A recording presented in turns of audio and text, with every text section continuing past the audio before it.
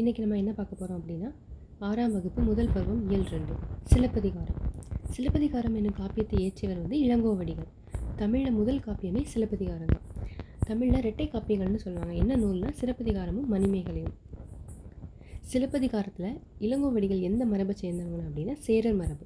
குடிமக்கள் காப்பியம் என்னும் போற்றப்படும் நூலும் சிலப்பதிகாரம் தான். திங்களை போற்றுதும் கொங்கு அலர்த்தால் சென்னி என்று பாடல் வரி அலர் என்பதற்கு பொருள் மலர். மாமழை போற்றுதும் நாமநீர் வேலி உலகிற்கு. இதில் நாமநீர் அப்படிங்கிற பாடல் வரியில் உள்ள அந்த வார்த்தையோட அர்த்தம் அச்சம் தரும் கடல். நாமநீர் அப்படிங்கிறதுக்கு அச்சம் தரும் கடல்னு பொருள். நாமநீர் வேலி உலகிற்கு அவன் அழி போல் என்று சிலப்பதிகார பாடல் அழி என்பதற்கு கருணை என்பது பொருள். திங்களை போற்றதும் கொங்கு அலர்த்தா சென்னி. இதில் திங்கள் அப்படிங்கிறதுக்கு நிலவுன்னு பொருள். திங்களை போற்றதும் கொங்கு அலர்த்தா சென்னி. இதில் கொங்கு அப்படின்னா மகரந்தம் அப்படின்னு பொருள்.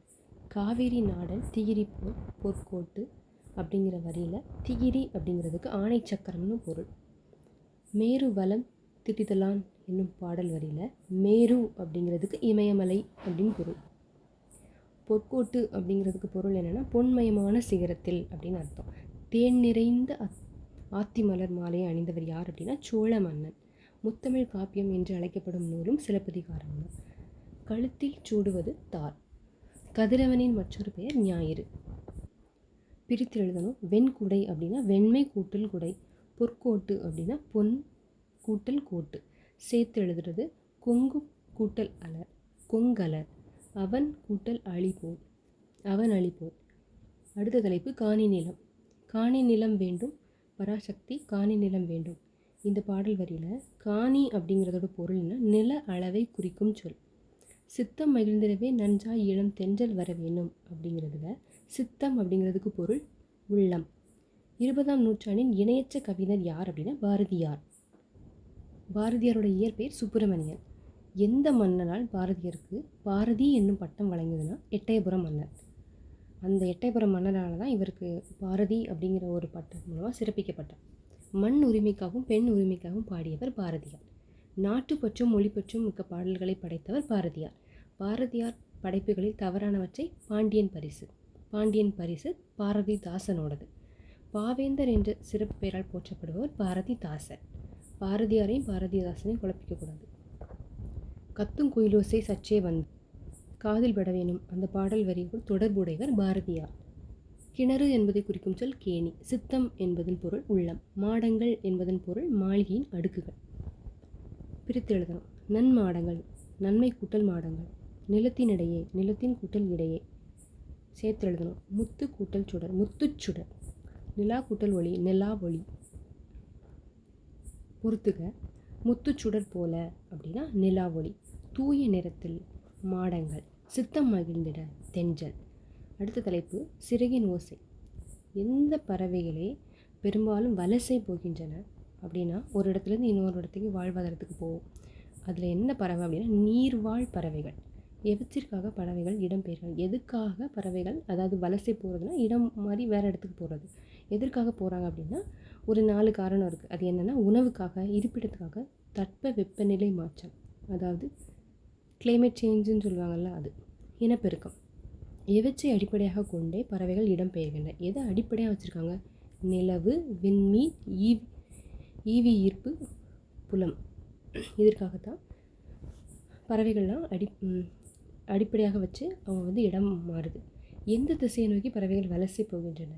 எந்த திசையிலேருந்து எந்த திசைக்கு போகும் அப்படின்னா ஒன்று வடக்கே இருந்து தெற்கே போகும், இன்னொன்று மேற்கே இருந்து கிழக்கு போகும். சிறகடிக்காமல் கடலையும் தாண்டி பறக்கும் பறவை எது? கப்பல் பறவை. கப்பல் பறவை தரை இறங்காமல் எத்தனை கிலோமீட்டர் வரை பறக்கும் அப்படின்னா 400 கிலோமீட்டர் வரைக்கும் பறக்கும். தென் திசை குமரி ஆடி வட திசைக்கு ஏகுவீர் ஆயின் அந்த பாடல் அடிகளை எழுதியவர் சத்தி முத்தப்புலவர்.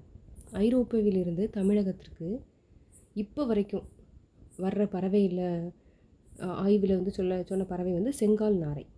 சிட்டுக்குருவி கூடு கட்டி வாழும் பறவை. சிட்டுக்குருவிகளின் அழிவுக்கு 4 காரணம். பூச்சிக்கொல்லிகள், நவீன கட்டடங்கள், செயற்கை வேலிகள், புதர் செடிகள் அழிக்கப்படுதல். பூச்சிக்கொல்லினா மருந்து செடிகளுக்கெல்லாம் நிறைய பேர் தெளிக்கும், அது மூலமாக. நவீன கட்டடங்கள் மூலமாக. ஏன்னா உயரமான கட்டிடங்களில் சிட்டுக்குருவியால் இருக்க முடியாது. செயற்கை வேலி மூலமாக புதர்ச்செடிகள், அந்த காலத்தில் வந்து செயற்கை வேலிகள் இருக்குது, இயற்கையான வேலிகள் இருக்கும். எப்படின்னா ஓலைகள் வச்சு அதெல்லாம் செடியை வளர விட்டு அந்த மாதிரி இருக்கும். புதர்ச்செடிகள்லாம் அழிக்கப்படுது. இதனால் சிட்டுக்குருவி அழிவுக்கு காரணமாக இருக்குது. இன்றைய பறவையியல் ஆய்வாளருக்கு முன்னோடியார்? இப்போ இருக்கிற பறவையியல் ஆய்வாளருக்கு முன்னோடி வந்து டாக்டர் சலீம் அலி. ஆர்த்தாலஜி அப்படிங்கிறது தான் பறவைகளை பற்றி படிக்கிற படிப்பு. உலக சிட்டுக்குருவிகள் தினம் என்னைக்கு அப்படின்னா மார்ச் 20. இந்தியாவின் பறவை மனிதன் என்று அழைக்கப்படுபவர் டாக்டர் சலீம் அலி. உலகத்திலேயே நெடுந்தொலைவு பயணம் செய்யும் பறவை இனம் ஆர்டிக் ஆலா. டாக்டர் சலீம் அலி தன் வாழ்க்கை வரலாற்றுக்கு அப்படின்னு ஒரு நூல் எழுதினார். வாழ்க்கை வரலாறு நூலுக்கு இட்ட பெயர் சிட்டுக்குருவியின் வீழ்ச்சி அப்படின்னு எழுதினார். காக்கை குருவி எங்கள் சாதி என்று பாடியவர் பாரதியார். மனிதன் இல்லாத உலகில் பறவைகள் வாழ முடியும், பறவைகள் இல்லாத உலகில் மனிதன் வாழ முடியாது என்று கூறியவர் பறவையியல் ஆய்வாளர் சலீம் அலி. பிரித்து எழுதினார்.